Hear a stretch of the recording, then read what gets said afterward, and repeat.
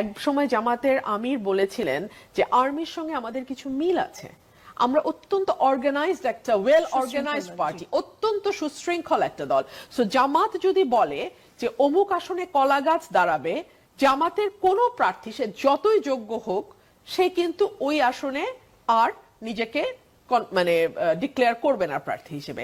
আর সত্যি কথা কি, জামাত বিএনপির তুলনায় আয়তনের দিক থেকে তত বড় দলও নয়। সো বিএনপিতে প্রতিটা আসনে যেমন অনেক প্রার্থী দাঁড়িয়ে যায়, জামাতে প্রথমত তত প্রার্থী যদি থাকেও দাঁড়াবে না, আর দ্বিতীয়ত জামাতে আসলে সত্যিকার অর্থে এক আসনে অত প্রার্থী নেই, এবং তারা কিন্তু অনেক আগের থেকেই তাদের এই গোলগুলো সেট করা। আমরা যদি মনে করে থাকি যে 5ই আগস্টের পরে তাদের এই গোল সেট হয়েছে, আমরা ভুল করছি।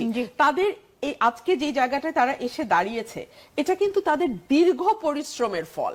এটা হঠাৎ করে একদিনে এটা অ্যাচিভড হয় নাই।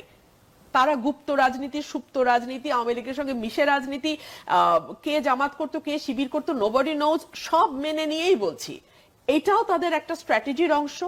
ধরুন এইবার তারা যে প্যানেল দিয়েছে ডাকসুতে, একদম মানে হরেক রঙের প্যানেল। আপনি তাতে দেখবেন যে আধুনিক একজন তরুণীও যেমন সেখানে প্যানেলে আছে, আবার একেবারেই মানে স্ট্রিক্টলি ইসলামিক শরিয়া ফলো করা একজন প্রার্থীও সেই প্যানেলে আছে।